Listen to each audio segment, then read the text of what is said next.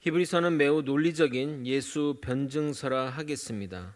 우리는 신약 성경과 구약 성경 그리고 여러 가지 자료를 통해 예수님을 입체적으로 보며 예수님이 우리의 구세주이시며 성경이 예언하신 분임을 쉽게 알지만, 당시는 경전이라고 한 구약 성경과 예수님이 남기신 말씀이 정리되지 않은 채로 있었기에 예수님이 구세주이심을 증명하기가 참 어려웠습니다. 그럼에도 히브리서 저자는 구약의 말씀을 인용하며 예수님이 하나님이신가, 우리의 유일한 구원자이심을 증명하고 있습니다. 계속 말씀드린 대로 히브리서는 핍박과 탄압 가운데 유대교로 돌아가려는 유혹에 빠진 디아스포라 기독교 유대인들이 그리스도에 대한 신앙을 굳게 지키라고 권면하기 위해 쓰여진 서신서입니다. 히브리서 1장 2장에서는 유대교를 믿는 유대인들이 숭상하는 천사와 예수님을 비교했는데, 당연히 예수님의 일방적인 우월하심이 증명되는 시간이었습니다. 그리고 우리는 지난주 예수님의 독특한 신분, 기독교 최고의 신비인 성육신에 관해 살펴보았습니다. 우리는 하나님이신 예수님이 인간의 몸으로 태어나심에 대해 그리 큰 감동이 없는데, 이것은 정말 실로 말도 안 되는 일입니다. 제가 어릴 적 개에게 물린 적이 있어서 한동안 개만 보면 움츠려 들었는데, 거제 와서 개를 키우면서 개를 정말 사랑하게 되었습니다. 우리 애들 어릴 때 똥도 안 치웠는데 매일 개똥 치우고 밥 먹이고 또 나름 잡종이지만 자주 산책 나가며 사랑해 주고 있습니다. 왜 사람들이 개를 키우면서 애지중지하는지 이제야 좀 이해가 됩니다. 저와 비교할 수 없이 많은 분들이 개를 가족처럼 사랑하고 아끼고 계십니다. 그런데 제가 개를 사랑한다고 개로 태어날 수는 없습니다. 태어날 수도 없지만 개를 위해 대신 죽을 수는 더더욱 없습니다. 개로 안 태어난 것이 감사하고 개가 아프면 병원에 데려가 주는 정도이지 개를 위해 내 생명을 줄 수는 없습니다. 그러나 그 일을 하나님이신 예수님이 하신 겁니다. 인간이 개가 된 것과 비교할 수 없는 더 말도 안 되는 일이 바로 성육신의 희생입니다. 오늘 설교의 제목처럼 우리는 주 예수님을 깊이 생각해야 합니다. 우리가 예수님이 하신 일들을 생각하면 할수록 그 크신 은혜의 감사가 저절로 나오게 될 것입니다. 예수님의 이 성육신으로 인해 우리의 구원은 시작되었고, 육신을 가지고 피 흘려 돌아가심으로 우리의 죄가 용서받았습니다. 예수님은 구원의 창시자이기에 우리의 죄뿐만 아니라 오고 오는 모든 세대의 죄를 다 용서하셨습니다. 그리고 예수님은 우리 구원의 문제, 즉 천국 가는 문제만 해결하신 것이 아니라 우리가 이 땅에서 지치고 힘들 때 우리에게 위로와 위안을 주십니다. 예수님이 성육신으로 오셔서 인간의 모든 고난과 고통과 연약함을 다 경험하셨기에 그분의 위로와 위안이 더욱 은혜가 되는 것입니다. 인간의 모든 것을 다 아시는 주님이시기에 우리는 우리의 모든 사정을 주님께 아뢰 수 있는 것입니다. 성육신하신 예수님으로 인해 우리는 정말 많은 것을 누리고 있습니다. 히브리서 서론에서 언급한 대로 히브리서 기자는 그리스도의 우월성을 변증하기에 유대교에서 정말 중요하게 여기는 천사, 모세, 레위 제사장 및 동물 희생 제사 등과 예수님을 차례대로 비교합니다. 이제 우리가 살펴볼 히브리서 3장 1절부터 4장 13절까지는 예수님께서 이스라엘의 위대한 지도자이며 민족의 영웅으로 추앙받는 지도자 모세보다 뛰어난 구세주이심을 논리적으로 증명합니다. 물론 우리는 둘 중에 누가 더 뛰어난지, 어떤 결론이 날지 너무나도 명확하게 알고 있습니다. 그러나 유대교 사람들은 예수를 인정하지 않고 모세를 그들의 가장 위대한 선자로 여겼기에 그들에게는 매우 유의미한 비교가 될 것입니다. 그러므로 우리는 둘의 비교한 결과를 중요하게 볼 것이 아니라 모세의 사역과 예수님의 사역의 비교를 통해 우리에게 주시는 메시지를 받아 가져야 할 것입니다. 히브리서 저자는 성도의 신앙 대상인 그리스도를 성찰하기를 권면하면서 모세에 대한 구원자 예수의 우월성을 집과 집지은 자의 비유를 통해 그리고 그들의 신분을 통해 설명하고 있습니다. 한 절 한 절마다 담긴 내용이 깊어 정말 어려운 부분도 있겠지만 여러분이 그 내용들을 깨달으시면 은혜가 넘칠 것입니다. 주님의 큰 은혜로 오늘을 살아가는 저와 여러분이 되시길 예수 그리스도 이름으로 소망합니다. 이스라엘 사람에게 모세는 민족의 영웅이자 탁월한 지도자였으며 이스라엘 민족의 정신이라 할 수 있는 율법을 하나님으로부터 받은 인물입니다. 율법이 유대교의 핵심이기에 모세는 유대교의 창시자이며 최고의 선지자라 할 수 있습니다. 아마 그의 존재감을 우리나라로 비유해 연결해서 따진다면 이순신 장군과 세종대왕을 합쳐놓은 인물이라 하겠습니다. 우리나라에서 이순신 장군이나 세종대왕을 폄하 발언한다면 그 누구라도 좋은 소리를 듣기 힘들 것입니다. 과거 세종대왕에 대해 조금 삐딱한 시선으로 그린 영화가 있었는데 영화는 망했고 사람들의 엄청난 비난을 받아야 했습니다. 영화배우 송강호, 박해일이 등장했음에도 불구하고 100만이 넘지 못했으니 영화는 폭망했다 하겠습니다. 마찬가지로 이스라엘에서 모세는 누구도 범접할 수 없는 인물입니다. 지금도 모세는 이스라엘에서 최고의 영웅이자 사람들이 가장 좋아하는 성경 인물 중 하나이니 당신은 더욱 말할 것도 없을 것입니다. 모세는 여러 면에서 다른 사람들과 달랐습니다. 구약시대 모세보다 더 크게 하나님의 도구로 쓰임받은 인물은 없으며 특히 하나님은 그와 매우 특별한 방법으로 만나 주셨습니다. 민수기 12장 8절은 이렇게 말합니다. 그와는 내가 대면하여 명백히 말하고 은밀한 말로 하지 아니하며 그는 또 여호와의 형상을 보거늘 너희가 어찌하여 내 종 모세 비방하기를 두려워하지 아니하느냐. 모세는 유일하게 하나님과 대면했던 사람입니다. 그래서 그의 잘못을 지적하는 자들에게 하나님이 오히려 혼을 내는 모습을 볼 수 있습니다. 그는 하나님으로부터 율법을 받았고 그가 하나님과 함께 있다 내려왔을 땐 그의 얼굴에 광채가 나서 사람들이 쳐다보지도 못하고 두려워했을 정도였습니다. 그래서 히브리서 저자는 모세보다 월등히 뛰어난 예수님을 논증함으로써 예수님을 버리고 모세를 숭상하는 유대교로 돌아가고자 했던 기독교 유대인의 동요를 막고자 하는 것입니다. 그럼 본문을 하나씩 살펴보도록 하겠습니다. 먼저 1절 전반절을 여러분이 한번 읽어보도록 하겠습니다. 함께 읽겠습니다. 시작.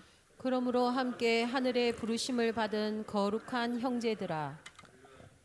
히브리서 저자는 기독교 유대인들을 향해 함께 하늘의 부르심을 받은 거룩한 형제들이라 라고 부릅니다. 이것은 성도의 정체성을 상기하는 표현으로서 저자가 의도적으로 부르는 호칭입니다. 신자에게 정체성은 매우 중요합니다. 저희 아내도 평소에는 준환이 아빠 또는 여보라고 하다가 뭔가 부탁할 일이 있거나 아쉬울 때는 홍 목사님이라고 부릅니다. 그러면 저도 다른 때와 달리 아내가 홍 목사님이라고 부르면 홍 목사답게 행동하려고 합니다. 이것이 바로 정체성의 힘입니다. 그래서 저자는 유혹에 흔들리는 기독교 유대인들에게 같이 하나님께 부르심을 받아 천국에 함께 갈 거룩한 내 형제라고 말하고 있는 것입니다. 그 부르는 호칭 속에 유혹과 핍박 속에 흔들리지 말고 같이 하늘나라로 가자는 권유가 담겨 있는 것입니다. 그리고 이어서 저자는 우리가 믿는 도리의 사도와 대제사장이신 예수님을 깊이 생각하라고 권면하고 있습니다. 1절 후반절을 읽어드리겠습니다. 우리가 믿는 도리의 사도이시며 대제사장이신 예수를 깊이 생각하라. 창조주이시며 만물의 주관자이시며 구원의 창시자가 예수님의 본질이라면 사도와 대제사장은 예수님의 핵심 사역을 말하는 것입니다. 예수님이 이 땅에 성육신의 방식으로 오셨고 그것을 통해 이루고자 하신 일은 우리의 구원입니다. 이 땅에서 예수님은 사도와 대제사장의 역할을 감당하십니다. 그런데 사도는 예수님이 보내신 자들, 특별히 예수님의 제자들을 지칭하는 말인데 성경에서 그렇게 쓰였는데 예수님을 사도라고 하니 얼핏 무슨 소리인가 어리둥절하게 여겨질 것입니다. 여기서 사도의 헬라어 아포스톨로스는 보내심을 받은 자를 말하며 대사, 사절 이런 공적인 이유로 파송된 자를 말합니다. 그런데 예수님을 사도라 지칭한 이유는 하나님의 대사로 이 땅에 오셨다는 것을 강조하기 위해서입니다. 그래서 그가 하는 말은 보낸 사람의 말을 전하는 것이기에 예수님의 말을 귀를 기울이는 것은 하나님의 말을 기울이는 것과 동일합니다.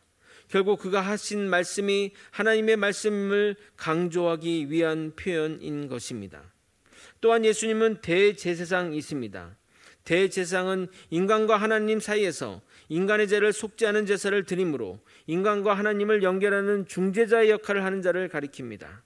이 제사장을 라틴어로 번역할 때 교량을 세우는 자의 의미인 폰티피셈이라고 번역했는데 가장 잘 의미를 살린 번역이라 하겠습니다. 제사장은 하나님과 인간 사이에 다리를 놓는 자입니다. 동시에 그리스도는 하나님의 말씀을 인간에게 전달함과 동시에 인간의 고백과 기도를 하나님께 올려드리는 전달자입니다. 그러나 예수님은 인간 대제사장과 달리 불완전한 대제사장이 아닌 영원한 대제사장이시며 중보자이십니다. 그분은 인간이며 하나님이시기에 인간의 우리의 사정을 정확하게 하나님께 전달할 수 있으시며 동시에 하나님이시기에 우리의 수준에 맞게 하나님의 뜻을 전달할 수 있으신 것입니다. 또한 예수님은 승천하셔서 하나님 우편에 앉으시고 항상 우리를 위해 중보하시는 분이십니다. 히브리서 1장 3절에 이렇게 말합니다. 이는 하나님의 영광의 광채시요 그 본체의 형상이시라. 그의 능력의 말씀으로 만물을 붙드시며 죄를 정결하게 하는 일을 하시고 높은 곳에 계신 지극히 크신 이의 우편에 앉으셨느니라. 로마서 8장 34절은 이렇게 말합니다. 누가 정죄하리요 죽으실 뿐 아니라 다시 살아나신 이는 그리스도 예수시니 그는 하나님 우편에 계신 자요 우리를 위하여 간구하시는 자시니라. 그렇게 우리는 우리의 모든 문제를 주님께 내올 수 있는 것이고 우리의 기도가 항상 주님께 상달되는 것입니다. 이제 본격적으로 모세와 예수님을 비교할 것인데 저자는 의도적으로 둘의 공통점을 먼저 언급합니다. 아마도 바로 모세가 예수님보다 못하다라고 말하면 유대인의 반감을 삼을 것을 염려해서일 것입니다. 그런데 모세 또한 하나님의 보내심을 받아 애굽으로 나아간 것이니 하나님의 사도이고 모세가 하나님과 이스라엘 백성 사이에서 중재자 역할을 하였기에 그 또한 제사장이라 할 수 있습니다. 이어지는 2절은 예수님과 모세의 공통점을 언급하고 있습니다. 2절을 한번 여러분이 읽어보도록 하겠습니다. 함께 읽겠습니다. 시작. 그는 자기를 세우신 이에게 신실하시기를 모세가 하나님의 온 집에서 한 것과 같이 하셨으니. 본문은 예수가 먼저 나오나 해석은 모세를 먼저 해야 됩니다. 그러니까 모세가 하나님의 집에서 충성한 것 같이 예수님도 하나님께 충성했다고 말하는 것입니다. 모세의 충성은 정말 대단한 충성이라 하겠습니다. 처음 모세는 5번이나 하나님의 부르심을 거부했지만 하나님의 설득에 이 길을 나선 이후로는 하나님의 명령에 철저하게 순종했습니다. 제가 모세 이야기를 설교 때 자주 말씀드려서 잘 아시겠지만 그래도 기억을 되살리는 차원에서 다시 한번 간단하게 설명드리도록 하겠습니다. 모세 인생에서 가장 순종하기 어려운 명령은 가나안 땅에 들어가지 말라는 명령입니다. 신명기 34장 4절 5절입니다. 여호와께서 그에게 이르시되 이는 내가 아브라함과 이삭과 야곱에게 맹세하여 그의 후손에게 주리라 한 땅이라. 내가 내 눈으로 보게 하였거니와 너는 그리로 건너가지 못하리라 하시매 이에 여호와의 종 모세가 여호와의 말씀대로 모압 땅에서 죽어. 정말 이 명령은 모세로서는 순종하기 어려운 명령이었습니다. 그가 불만 가득한 문제 많은 출애굽 백성들을 이끌면서 40년의 광야 생활을 버틸 수 있었던 이유는 가나안 땅 입성에 대한 희망 때문이었습니다. 여러분이 갖고 싶은 것이 있는데 그것을 내 것으로 만들기 어렵고 힘들수록 그 갖고 싶은 것이 원래의 가치보다 더 크게 여겨지듯이 모세에게 가나안 땅은 그에게 신앙이자 삶의 이유였습니다. 이제 40년의 세월을 지나 요단강만 건너면 약속의 땅, 젖과 꿀이 흐르는 땅, 꿈에 그리던 가나안 땅에 갈 수 있게 되었는데 그런 모세에게 하나님은 가나안 땅을 바라보되 들어가지 말라고 명령을 내리신 것입니다. 그 들어가지 말라는 명령은 그 자체가 그에게 죽으라고 하는 말과 동일한 것입니다. 어떻게 그 명령에 순종할 수 있겠습니까? 누가 그 명령에 순종할 수 있겠습니까? 독립운동을 하는 애국지사가 해방 하루를 앞두고 사형을 당하는 상황과 똑같다 하겠습니다. 그래서 모세는 하나님께 가나안 땅에 들어가게 달라고 간절히 간구하였나 봅니다. 신명기 3장 23절부터 25절 읽어도록 하겠습니다. 그때 내가 여호와께 간구하기를 주 여호와께서 주께서 주의 크심과 주의 권능을 주의 종에게 나타내시기를 시작하였사오니 천지간에 어떤 신이 능히 주께서 행하신 일 곧 주의 큰 능력으로 행하신 일 같이 행할 수 있으리이까. 구하옵노니 나를 건너가게 하사 요단 저쪽에 있는 아름다운 땅 아름다운 산과 레바논을 보게 하옵소서 하되. 여러분, 모세의 기도가 정말 애절하게 느껴지지 않습니까? 특히 24절은 무엇을 얻고자 아양 떠는 자들처럼 하나님에 대한 칭송을 구구절절히 늘어놓고 있습니다. 아마도 주님의 마음을 열고자 하는 애틋한 행동인데 이 기도의 결과를 알기에 그의 고백이 더욱 처연하게 느껴집니다. 하나님은 간절한 모세의 간구에도 이런 단호박이 없을 정도로 딱 잘라 거절하십니다. 26절 27절을 읽어드리도록 하겠습니다. 여호와께서 너희 때문에 내게 진노하사 내 말을 듣지 아니하시고 내게 이르시기를 그만해도 족하니 이 일로 다시 내게 말하지 말라. 너는 비스가산 꼭대기에 올라가서 눈을 들어 동서남북을 바라고 내 눈으로 그 땅을 바라보라. 너는 이 요단을 건너지 못할 것임이니라. 그만해도 족하니 이 일로 다시 내게 말하지 말라. 너무나도 단칼에 모세의 소원을 거절하셨습니다. 이 말을 보게 되면 모세는 이러한 간구를 여러 번 주님께 했던 것 같습니다. 그러나 하나님은 여지없습니다. 가나안 땅에 들어가지 말라고 하는 것도 참 힘든 명령인데 산꼭대기에 올라가 그 땅을 바라보되 이 요단강을 건너지 말라는 겁니다. 마치 오랫동안 굶주린 사람에게 음식 구경시켜주면서 먹지 말라고 하는 것과 마찬가지라 생각됩니다. 그러나 모세는 이 명령에 순종하게 됩니다. 그런데 정말 놀라운 것은 이 하나님 명령에 순종하는 그 당시의 모세의 상태입니다. 성경은 그의 죽음을 이렇게 기술합니다. 신명기 34장 7절 여러분이 한번 읽도록 하겠습니다. 함께 읽겠습니다. 시작. 모세가 죽을 때 나이 120세였으나 그의 눈이 흐리지 아니하였고 기력이 쇠하지 아니하였더라. 그러니까 모세가 죽을 때 눈도 맑고 기력도 팔팔했다고 합니다. 여러분, 이게 말이 됩니까? 눈도 총명하고 기력도 생생한데 어떻게 죽습니까? 심장마비나 사고로 갑자기 죽은 것이 아니고서는 그의 죽음을 설명할 수 없습니다. 그래서 한 유명한 신학자가 이 문장을 이렇게 해석합니다. 하나님의 명령에 죽어야만 했던 모세라고 말입니다. 무슨 말이냐면 모세는 생명이 다하여 죽은 게 아니라 쌩쌩하고 팔팔했으나 하나님이 죽으라고 하시니 죽은 것입니다. 하나님이 모세 보고 가나안 땅으로 들어가지 말라고 하는 것을 넘어 멀쩡한 사람으로 죽으라고 하시니 정말 불경스러운 표현이지만 하나님 정말 모세에게 너무하십니다 라고 말하고 싶을 정도입니다. 그런데 모세는 죽음까지도 순종합니다. 그 하나님의 그 모세라 하겠습니다. 그러나 이 모습은 예수님의 모습이기도 합니다. 마찬가지로 예수님도 하나님 말씀에 철저히 순종했습니다.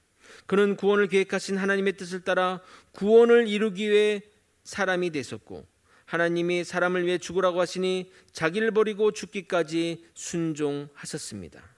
빌립보서 2장 7절 8절은 이렇게 말합니다.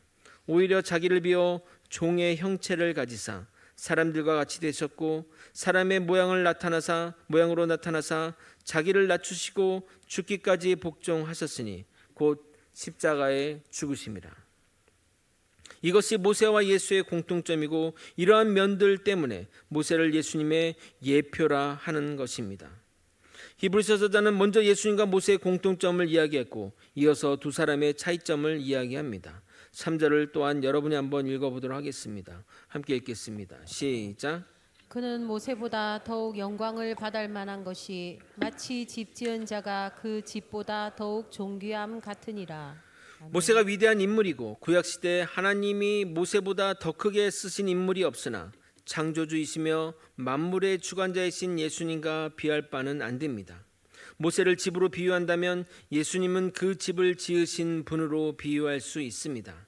그래서 히브리서 저자는 그리스도는 하나님의 집인 교회의 건축자 혹은 설립자이기에 그 집에 지나지 않는 모세보다 더욱 영광을 받으심이 마땅하다고 말하는 겁니다. 집이 아무리 훌륭할지라도 건축가가 마음에 들지 않으면 하루아침에 무너뜨릴 수 있습니다. 마찬가지로 피조물이 아무리 대단하다 할지라도 창조주에는 비할 바가 되지 못하는 것입니다. 그러므로 예수 그리스도를 버리고 유대교로 돌아가자 했던 이들은 예수 그리스도의 신적 존귀를 버리고 피조물에 불과한 모세를 숭상하는 어리석음을 범하는 것과 다름없는 행동임을 알려주고 있는 것입니다. 구약에서 이 집이 이스라엘의 총회였다면 신약에서는 교회를 의미합니다. 그러므로 모세나 선지자나 우리는 그 집, 그 교회에 불과할 뿐이며 그 집을 만드신 분은 예수님이십니다. 더 나아가 궁극적으로 집을 세운 건축가는 하나님이시기에 하나님과 예수님이 동등됨을 증거하고 있습니다. 4절을 읽어드리도록 하겠습니다. 집마다 지은 이가 있으니 만물을 지으신 이는 하나님이시라.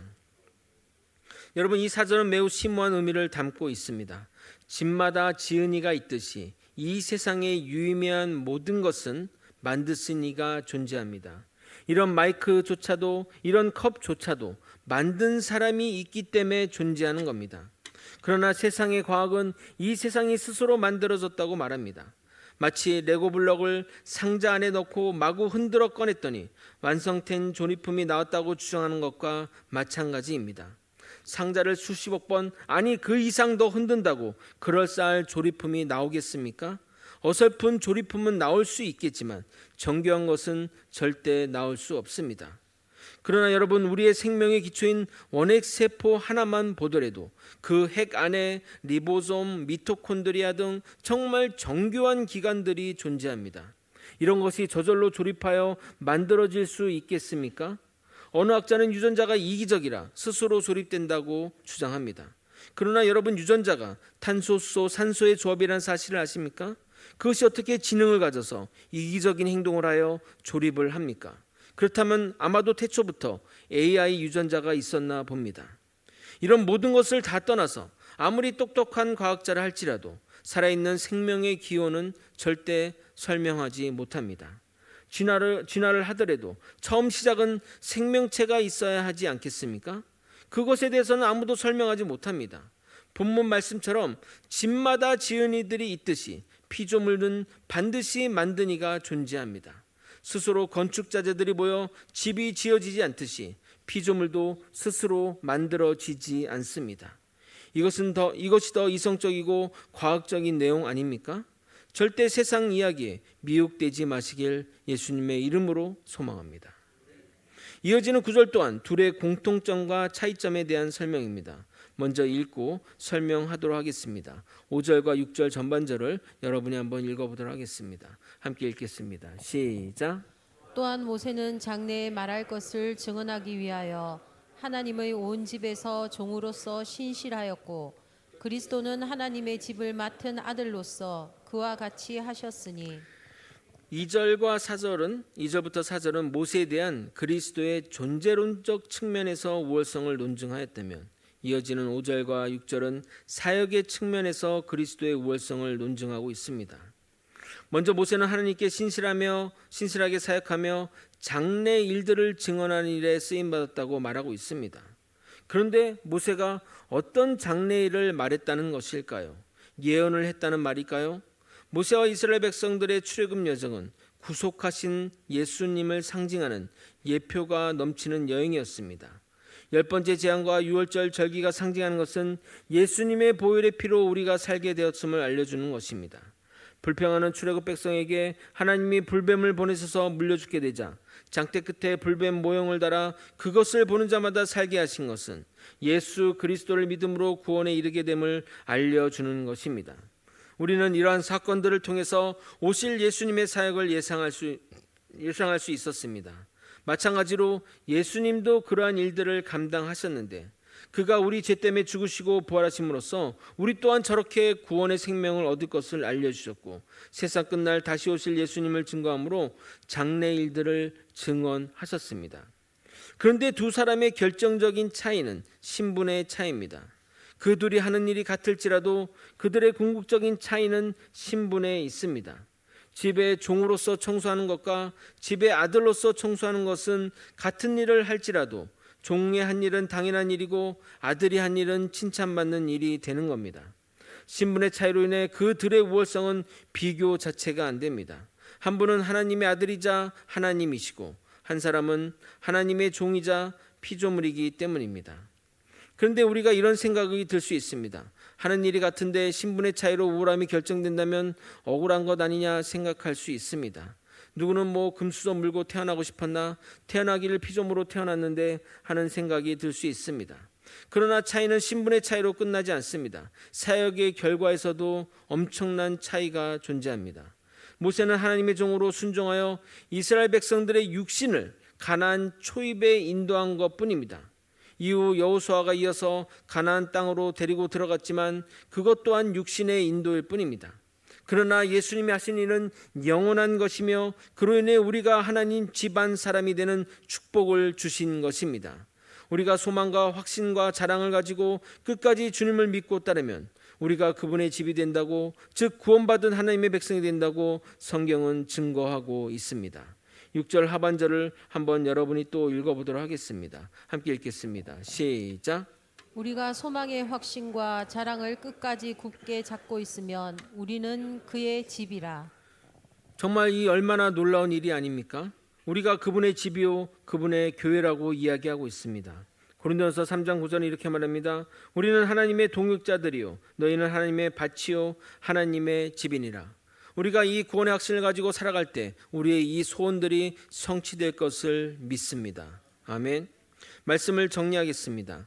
히브리서 저자는 우리를 정체성에 따른 이름으로 부르며 사도이며 대제사장의 사역을 감당하시는 예수님을 깊이 생각하라고 권면합니다. 깊이 생각하면 모세와 예수의 차이가 드러날 것이기 때문에 그렇게 이야기하는 겁니다.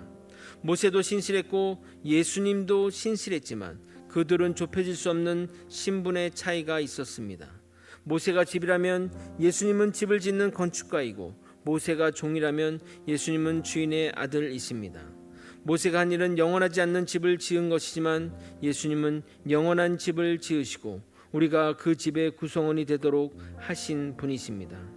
우리가 주님께 바라는 것은 소망의 확신과 자랑을 끝까지 굳게 잡고 살아가는 삶입니다. 우리 모두 예수님 안에서 함께 지어져가는 집입니다. 그런데 이 집에 주님을 모실 때만이 우리 모두는 성전이 되는 것입니다. 함께 있다고 성전이 되는 것이 아닙니다. 예수님을 모실 때만이 성령 안에서 주님이 거하시는 성전이 되는 것입니다. 내가 주님을 모실 때, 주님을 주인으로 삼을 때 내가 주의 성전이 되는 것이고, 우리 교회 모든 구성원들이 주님을 주인으로 삼고 주님을 모실 때 우리 교회는 주의 성전이 되는 것입니다. 이것은 예수님이 짓는 자로서 우리에게 허락하신 것입니다. 놀랍지 않습니까? 이것 또한 복음의 신비인 것입니다. 에베소 2장 22절에 이렇게 말합니다. 너희도 성령 안에서 하나님이 거하실 처소가 되기 위하여 그리스도 예수 안에서 함께 지어져 가느니라. 우리가 하나님의 처소가 되기 위해서는 예수 그리스도 안에서 함께 지어져 가야 할 줄 믿습니다. 여러분의 집은 누가 계십니까? 예수님을 주인으로 모시고 살고 계십니까? 그렇다면 여러분은 하나님의 성전입니다. 이 놀라운 사실을 굳게 믿고 주님께 순종하며 나아가는 저와 여러분이 되시길 예수 그리스도 이름으로 축원드립니다. 아멘. 이런 마음을 담아 함께 찬양하고 기도의 자리로 나섰으면 좋겠습니다.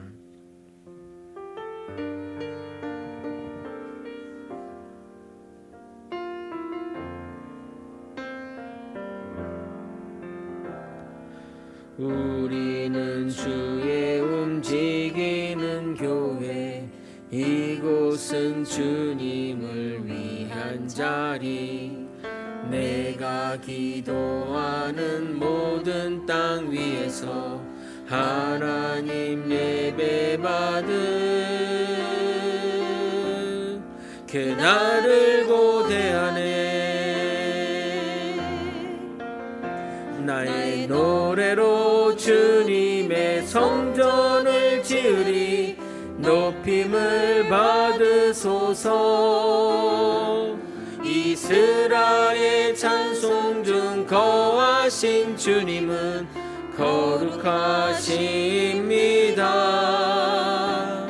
두 손 들어 주님의 보좌를 만들고 온 맘 다해 경배하리. 구름 날개 사이에 임하신 것처럼 내 위에 임하소서. 하나님 우리가 이곳에 섰으니 이 땅을 치유하소서. 하나님 우리가 어디에 있든지 주를 높이리라. 열방들아 주님을 송축할지어다. 그 발 아래 입 맞추라. 영원한 통치자 주 예수 그리스도 그는 위대하신 왕. 하나님 우리를 각자 하나님의 집으로 하나님의 교회로 부르셨습니다. 여러분의 마음의 심령 가운데 주님을 주인으로 모시고 살고 계십니까? 여러분은 하나님의 성전이십니까? 그렇다면 우리의 모임 자체도 하나님의 성전이 될 줄 믿습니다. 주님을 붙들고 잡으며 하나님의 그 위대하심을 결코 포기하지 않으며 우리가 정말 어떤 미혹과 유혹에도 흔들리지 않으며 주님을 주인으로 삼으며 살아가는 우리 모두가 되기를 소망합니다. 이런 마음의 결단을 담아 주님의 이름 한번 부르고 통성으로 기도하시겠습니다. 주여! 하나님 아버지, 세상의 미혹들과 유혹이 넘치는 상황에서도 우리는 예수님을 그리스도로, 예수님을 우리의 주인으로 모시며 살며 살아가게 도와주옵소서. 그래서 예수님이 하신 말씀에 따라 삶의 판단과 기준을 정하게 도와주옵시고 하나님의 말씀을 들으며 살아가는 주의 백성 되게 도와주옵소서. 아버지, 우리의 삶 가운데 어려운 일과 고난들이 있을지라도 소망의 확신을 가지고 주님에 대한 자랑을 품으며 살아가는 아버지, 우리 주의 백성이 되게 도와주옵소서.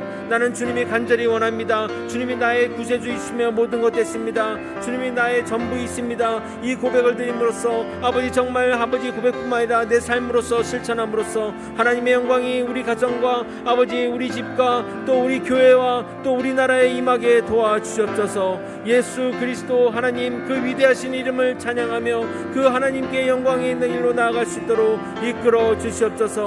아버지, 하나님의 영광을 보기 원합니다. 구름 날개 사이로 있는 하나님의 영광을 우리 삶에서도 경험하게 도와주시옵소서. 우리 삶에서도 주님의 영광을 보게 도와주옵소서. 아버지여, 주님께 나아가는 자 하나님께 붙들어 주심을 받으며 하나님이 그 자의 자녀로 삼아주시고 하나님 그의 집으로 이끌어 하신다고 합니다. 아버지, 이 믿음 이 신앙 가지고 살아가는 믿음의 백성 되게 도와주시고 변치 않는 믿음으로 살아가는 아버지 우리가 되게 도와주옵소서. 아버지, 세상은 아버지 하나님의 존재를 거부하고 하나님이 없다, 예수가 없다 이렇게 이야기하며 하나님의 존재를 의심하고 있지만 아버지, 나는 주님이 살아계신 하나님이시오 이 땅을 창조하시며 우리의 구원자 되시며 살아계신 하나님이심을 고백합니다. 하나님 아버지, 이 믿음 이 신앙 끝까지 세워서 아버지 주님 만나는 그날까지 주님의 교회로 세워지는 그날까지 나아가도록 이끌어 주시고 인도하여 주옵소서. 아버지, 우리에겐 주님이 간절히 원합니다. 내겐 주밖에 없습니다. 내가 바랄 대상은 오직 주님밖에 없습니다. 이 신앙 붙들고 살기에 도와주시옵소서. 결단하기 원합니다. 삶에서 더욱더 주님의 말씀에 순종하며 살아가는 자 되게 도와주옵소서. 주님을 주인 삼아 모든 일 가운데 주님의 뜻을 물어보며 주님의 뜻과 함께 나아가는 믿음의 백성 되게 도와주시옵소서. 주님, 나는 주님을 주인으로 삼고 하나님의 말씀 따라 순종하며 살기 원합니다. 하나님 붙들어 주시고 인도하여 주시옵소서. 하나님, 내 집의 주인은 바로 예수님 주님이십니다. 그러기에 주님의 말씀 따라 내 삶의 모든 선택과 미래와 모든 것들을 주님께 맡겨드립니다. 하나님께 기도하고 하나님께 물어보며 하나님, 내 모든 것들을 주님께 믿고 나아갈 수 있도록 이끌어 주시옵소서. 아버지, 입술로는 주님이 나의 주님이라고 고백하지만 전혀 하나님께 묻지 않았고 하나님께 내 삶을 논의하지 않았고 그냥 내 삶은 내가 주인이 되어 살아왔던 지난 날들을 용서하여 주시옵소서. 아버지, 정말 성령의 전에 거하시는 하나님을 모시고 사는 믿음의 백성 되게 도와주옵소서. 나는 주의 성전이 되기 원합니다. 주님이 거하시는 곳이 되기 원합니다. 하나님의 뜻을 따라 순종하며 하나님만 바라보며 나아가는 우리 모두가 되게 도와주시옵소서. 단순한 입술의 고백이 아니라 삶으로도 정말 주님을 주인 삶으로 살아가게 도와주시옵소서. 아버지, 그 길에 주님 함께 하시고 함께 동행하여 주시옵소서. 주님의 임재가 가득한 삶, 주님이 주인을 모신 삶이 그것이 임재한 삶임을 깨닫게 하여 주옵소서. 주님만 바라보며 주님께 나아가는 우리 모두가 될 수 있도록 이끌어 주시옵소서.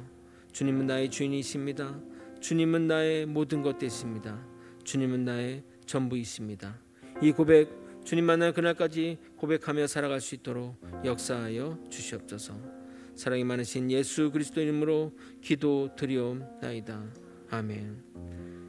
지금은 우리 구주 예수 그리스도의 은혜와 우리 하나님 아버지의 크신 사랑과 성령 하나님의 감동감화 교통 역사하시는 귀한 은총이 주님이 다시 오심을 믿고 그 믿음 붙잡고 살아갈 때 우리가 주님의 교회가 됨을 믿는 믿음의 성도님 머리 위에, 그 가정 위에, 그리고 거제 소망교회 위에 이제로부터 영원히 함께 있을지어다. 아멘.